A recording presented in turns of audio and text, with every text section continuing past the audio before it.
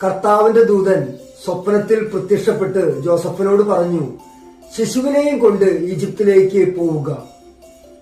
Emmanuel എന്ന ഈ ആത്മീയ ശുശ്രൂഷയിലേക്ക് ഏവർക്കും സ്വാഗതം. ഒത്തിരി പേര് ഈ ആത്മീയ ശുശ്രൂഷ കാണുകയും അഭിപ്രായങ്ങൾ പറയുകയും ചെയ്യുന്നതിന് ഓർത്ത് നന്ദി പറയുകയാണ്. സ്നേഹമുള്ളവരെ, ഇതെല്ലാം ഒരു ദൈവരാജ്യ ശുശ്രൂഷയാണ്. നമുക്ക് പരസ്പരം ഇത് അനേകർക്ക് അയച്ചു കൊടുക്കാം. ഞാനിന്ന് വചനഭാഗം എടുക്കുന്നത് വിശുദ്ധ മത്തായിയുടെ സുവിശേഷം 2-ാം അധ്യായത്തിന്റെ 13-ാമത്തെ വാക്യമാണ്. ഈജിപ്തിലേക്കുള്ള പലായനം. ഈജിപ്ത് ഇസ്രായേൽ ജനത്തെ സംബന്ധിച്ചിടത്തോളം ഒരു അടിമത്തത്തിന്റെ നാടായിരുന്നു. മോശെ പ്രവാചകൻ ആ അടിമത്തത്തിൽ നിന്ന് ഫറവോയുടെ കീഴിൽ നിന്ന് ഇസ്രായേൽ ജനത്തെ വിടുവിക്കുന്ന ചരിത്രമെല്ലാം നമുക്കറിയാം.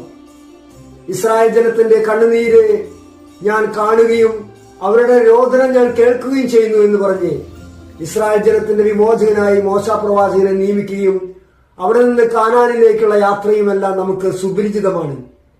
എന്നാൽ വർഷങ്ങൾക്ക് ശേഷം ദൂതൻ ജോസഫിനോട് പറയുകയാണ്, നീ ഈജിപ്തിലേക്ക് തന്നെ പോകണം. എവിടെ നിന്നാണോ നിന്നെ രക്ഷിച്ചു കൊണ്ടുവന്നത് അവിടേക്ക് നീ തിരിച്ചു പോകണം.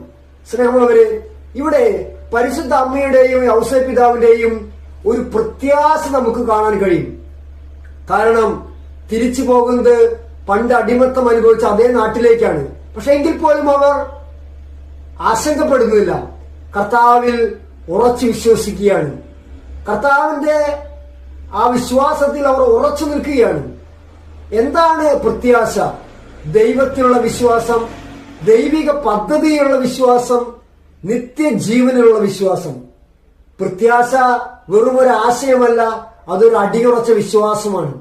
ആകയാൽ യൗസേപ്പ് പിതാവും പരിശുദ്ധ അമ്മയും ഉണ്ണിയെയും കൂട്ടി ഈജിപ്തിലേക്ക് പോവുകയാണ്. അവർക്കറിയാം, ശക്തരെ താഴെ ഇറക്കുകയും എളിയവരെ ഉയർത്തുകയും ചെയ്ത ദൈവം ഇന്നും ജീവിക്കുന്ന ദൈവമാണ്.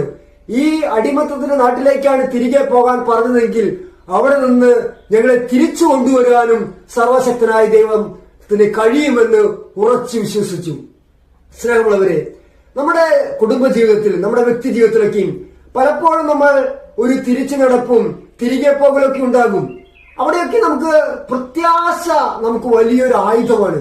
ദൈവം എന്നെ രക്ഷിക്കും, ദൈവം എന്നെ കൈപ്പിടിച്ച് നടത്തും, ദൈവത്തിന്റെ പദ്ധതിയിൽ എന്റെ വിജയം മാത്രമാണ് ഉള്ളത് എന്നുള്ള വലിയ ബോധ്യം ഈ ക്രിസ്മസ് സന്ദേശം നമുക്ക് പകർന്നു തരട്ടെ. ഒരുങ്ങിക്കൊണ്ടിരിക്കാം. ഇന്ന് 17-ാം തീയതിയായി. ഇനി ഏറ്റവും അടുത്ത ദിവസങ്ങളാണ്. കുമ്പസാരിച്ച് ഒരുങ്ങി നമുക്ക് ഈ ക്രിസ്മസ് വലിയൊരു ആഘോഷമാക്കി മാറ്റാം. ദൈവം നമ്മെല്ലാവരെയും അനുഗ്രഹിക്കട്ടെ. ആമേൻ.